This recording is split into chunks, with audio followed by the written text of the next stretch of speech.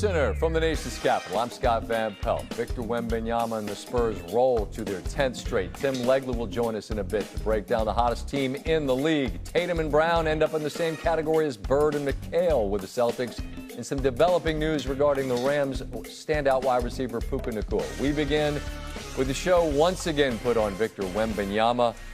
He is in a category of his own at the moment, it seems. They'd won 9 straight entering Wednesday. That's the best in the league, taking on an undermanned Golden State squad. I don't care who you've got.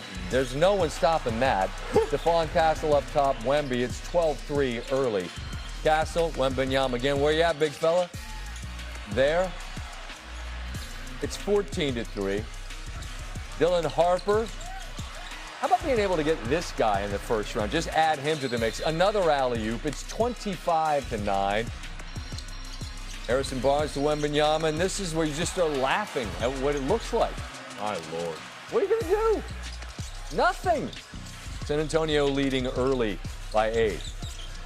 Draymond, you going to give me this? I'll take it. You can take those two with you. 27-13 in the first half. First Spurs player with 25 and 10 in any half in the play-by-play era. That's since 97-98. It's 70-49 at the break.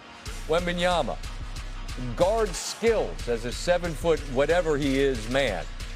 Wembanyama here, loose ball gathers off the window. It's good. And they roll 41-18. Youngest player in NBA history with back-to-back games of 40 and 15. Tim Legler joins me. And Legs, since this guy has been on our radar, right? Since we first learned of him, he's been a tantalizing prospect. But the idea of what he might be compared to the reality of what he is, how do you compare those? Well, first of all, any player that's come into the league, with this kind of hype, and there's just a few really historically, to be able to live up to it and actually be more than you ever thought he could be this early in his career, it's really scary to think ultimately what his ceiling could be, because we're not close to that. He's so young. He's already added so much, but there's still a lot more there for him to grab. The thing that impressed me so much tonight, I think I saw more agility and variety of shot making offensively tonight than I've seen in any game that I've covered Victor Wembanyama since he's been in the league. It was just so impressive. Runners and floaters, fadeaways, of course, some of the power stuff at the rim, the constant release that he gives his guards, that even on a possession that's going nowhere, it comes down to the vertical space he provides to just bail out a possession. We saw all of that on display tonight. It's been going on pretty much the entire year. And it really actually looks like he's more comfortable even now than he was 6 weeks ago, probably. I'm not being flippant when I ask this question. I'm being sincere. What does any team do to limit the manner in which this man impacts the game? You've got one shot against him to just make him less efficient, and that is you have to have the type of personnel that's got the strength and enough size that you can force him out on the floor on his initial catch. If he's got an opportunity to run free and there's not a lot of contact and you don't have the type of personnel I'm describing, it is virtually impossible to stop him. When you see him start to get jammed up a little bit and at least you have some success against him, Scott, it's typically when you've been able to push him out on the floor and really make him wrestle you a little bit and struggle to catch it where he wants to initially. You've at least done your job to try to hopefully make him have a less efficient night. That's your best answer. But the problem is, Scott, this team is so deep and there are so many answers around him if you want to overload on him to that extent. They're a complete basketball team. They can beat you on either end of the floor, and they've got great depth.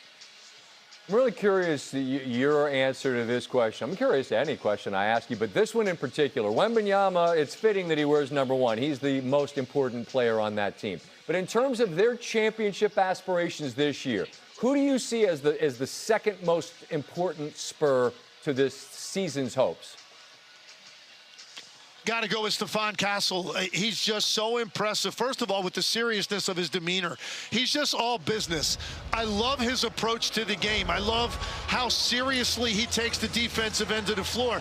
And I don't know that you can appreciate sometimes if you're watching him on TV, when you see him in person and you see like the specimen that he is, the size and strength that he represents as your lead guard, it's a whole nother dimension that very few teams in this league have.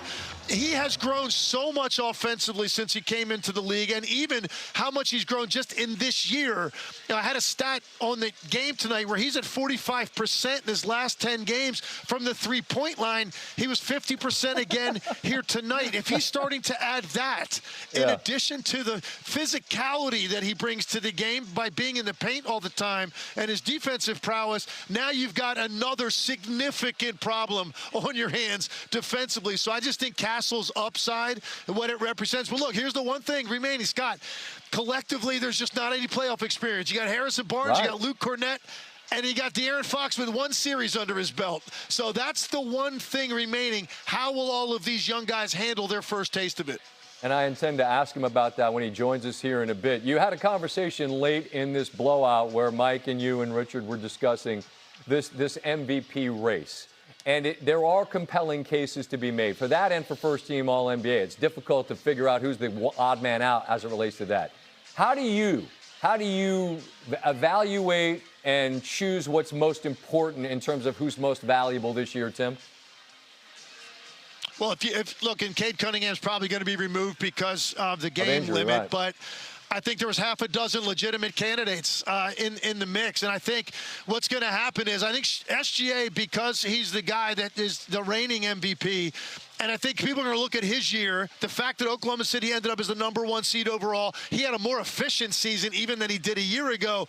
I think some people that are torn because they're not sure might go in that direction, and then the other guys sort of split it up. But I think what you've seen, Victor Wembanyama has thrust himself into the conversation. Luka Doncic, with the way he's played over the last 6 weeks, has put himself in that situation. Jaylen Brown obviously deserves to be mentioned in it. And then you've got SGA and Jokic as well, two guys that have been there literally at the top every year for the last several. So I think there are a number of candidates. I don't know how it's going to go.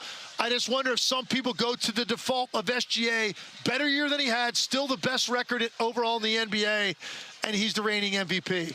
Understood. I don't think there's a wrong answer. It'll just be curious to find how people answer the question. Always enjoy the visits, Tim. Travel well. Be good until next time, okay? Thanks, Scott. Appreciate it. Always. The Spurs teams won each of the last 15 games that Victor Wembanyama has played in. Wemby averaging more than 25, 10, and 3 blocks per game in those wins. First player to post those numbers over a 15-game win streak since Shaquille O'Neal in 99-2000. Since the beginning of February, San Antonio, an NBA best 26-2.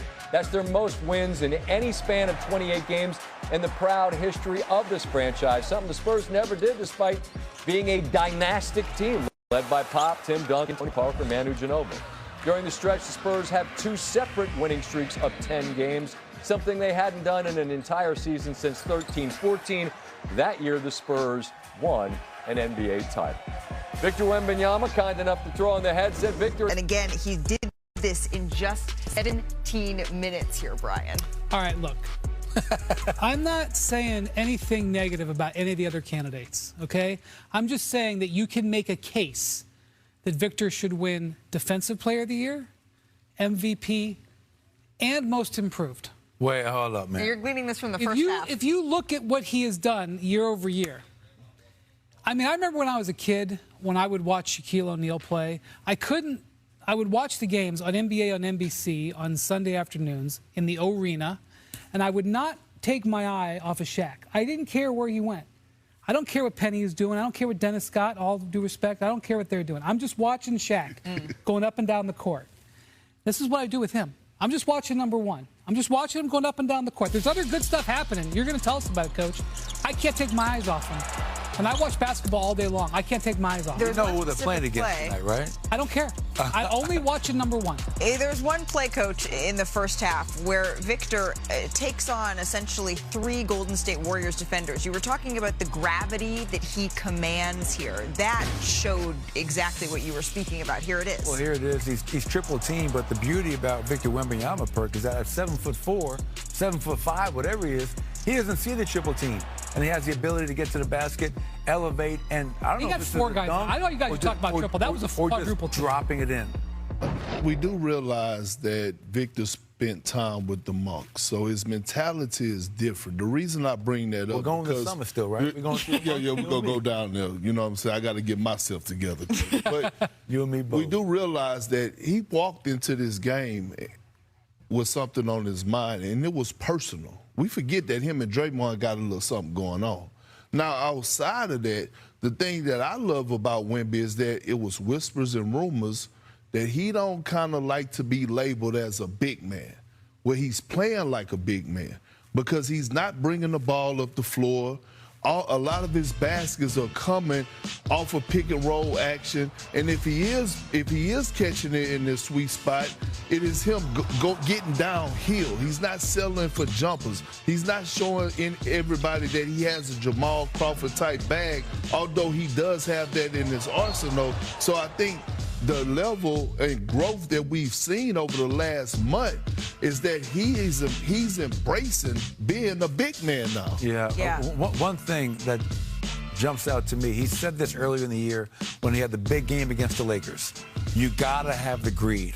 He doesn't care who they're playing. He doesn't care if Steph Curry's out, he's not out. He approaches every game the same way. I'm coming out here to impose my will.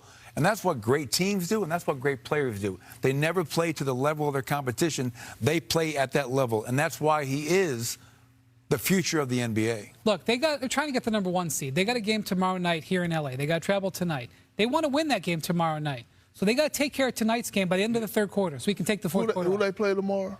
Clippers. I'm going to that game because you remember I told y'all there's only one player that I would spend my hard-earned money to go see. I don't want comps from T. Lue or Lawrence Frank. I'm going to spend my own dime because I got to go see that live. You're going to be sitting in quite a bit of traffic to get over there, but yes, to go see Victor Wembanyama, it is absolutely something that's worth it. Again,